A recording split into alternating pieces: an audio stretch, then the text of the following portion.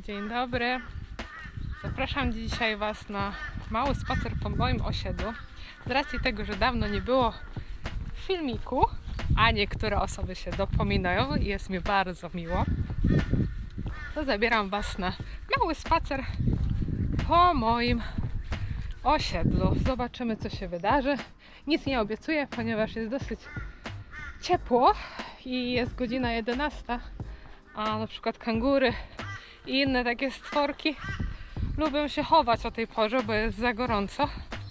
Także zobaczymy, co się wydarzy. No, ale zapraszam.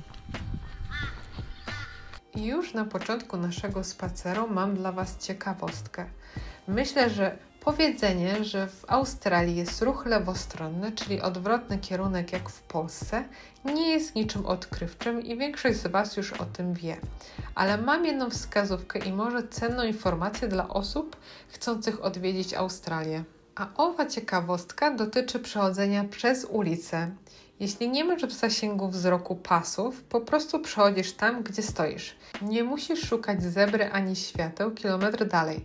Trzeba tylko uważać, żeby nic nas nie rozjechało, bo tutaj auto ma pierwszeństwo. Muszę jednak doprecyzować, że gdy traficie na typowe pasy, czyli zebrę, to kierowca ma obowiązek ustąpić Wam drogi. Ale szczerze, w australijskich przedmieściach przejścia dla pieszych to rzadki widok. Zazwyczaj są tylko przy głównych sklepach albo szkołach, dlatego na co dzień trzeba po prostu wyczuć moment i korzystać z tej swobody przechodzenia wszędzie, o której mówiłam. A teraz popatrzcie na to. Banany rosną u kogoś w ogródku. W Australii to w sumie standard. Taki darmowy catering dla cierpliwych. Jeszcze chwilę muszą dojrzeć, żeby nie smakował jak karton, ale widok i tak jest ekstra. Kawałek dalej mamy limonki. Te są akurat idealne. Wystarczy zerwać i można robić domową lemoniadę. No i na koniec król australijskich owoców, czyli mango, a właściwie to, co z niego zostało, bo sezon się już skończył. Teraz to tylko drzewo z ładnymi liśćmi. Swoją drogą muszę przyznać, że osiedle, na którym mieszkam, a jest to Springfield Lakes, to naprawdę fajne miejsce do życia. Wszystko jest tutaj tak zaplanowane, żeby chciało się wyjść z domu. Jest mnóstwo zieleni, ścieżek spacerowych i jezior, które sprawiają, że nawet zwykły spacer po okolicy wygląda jak mała wycieczka za miasto. Jest pięknie, ale to wciąż Australia, więc trzeba mieć oczy dookoła głowy. Ostatnio, dokładnie w tym miejscu, spotkałam takiego oto sąsiada.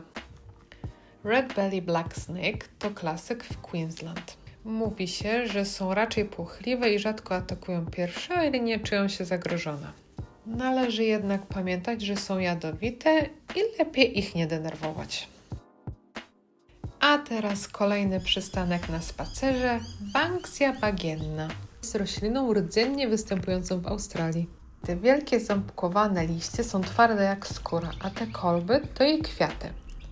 Potocznie nazywane są bottle brush, co znaczy szczotka do butelek. No i docieramy do klasyki australijskiego krajobrazu, czyli stacji z wodą. W tym klimacie to nie luksus, tylko podstawa. Takie punkty z darmową wodą pitną znajdziecie niemal w każdym parku i przy każdej ścieżce. Parę łyków wody, odpoczynek na ławeczce w cieniu i można ruszać dalej. Zwróćcie proszę uwagę też pod nogi, bo tutejsze chodniki mają swoje detale. W Australii na betonie często można spotkać takie narysowane wzory. Gekony, żaby, ważki czy żółwie. To nie jest przypadkowe graffiti, ale sposób na urozmaicenie ścieżek i przypomnienie nam, jacy mieszkańcy żyją tuż obok nas w tych jeziorach i zaroślach. Taki mało uroczy akcent, który sprawia, że ten spacer jest jeszcze ciekawszy. I teraz mogę zaprezentować Wam kolejny klasyk australijski. Spójrzcie na te białe słupki z cyframi. W słoneczny dzień, jak dzisiaj, mogą wyglądać dziwnie, bo stoją niemal na suchym lądzie, ale w Australii to kluczowa rzecz. Pokazują, jak wysoko może podejść woda podczas powodzi. Stan Queensland słynie z nagłych ulew i takie jeziora jak to w Springfield potrafią błyskawicznie wezbrać. Te wskaźniki to jasny sygnał dla kierowców i pieszych. Jeśli droga jest pod wodą, nie próbuj przez nią przechodzić. Już powoli traciłam nadzieję, że pokażę Wam dzisiaj jakiegoś tutejszego lokalesa, a tu proszę, udało się wypatrzeć kookabarę. Siedzi sobie spokojnie i obserwuje okolice. Mam nadzieję, że uda mi się kiedyś nagrać, jakie dźwięki wydaje ten sympatyczny ptaszek i będę mogła Wam je zaprezentować. I na trasie mijamy kolejny punkt nawodnienia i spójrzcie na ten detal. Na dole jest specjalne poidełko dla psiaków. W wielu parkach w Australii mamy do dyspozycji darmowe grille elektryczne. Spójrzcie na te tutaj. Podejdę bliżej, żeby sprawdzić czystość. I co? Naprawdę nie mam nic do zarzucenia. Płyty są zadbane, lśniące i aż proszą się, żeby coś na nich przyrządzić. A do tego mamy do dyspozycji ławki i stoliki piknikowe, oczywiście pod dachem, bo bez cienia w tym słońcu ani rusz. I tym miłym piknikowym akcentem kończę dzisiejszą wyprawę. Licznik pokazuje ponad 5 km w nogach, więc oficjalnie uznaję misję za wykonaną i wracam do domu. Do zobaczenia!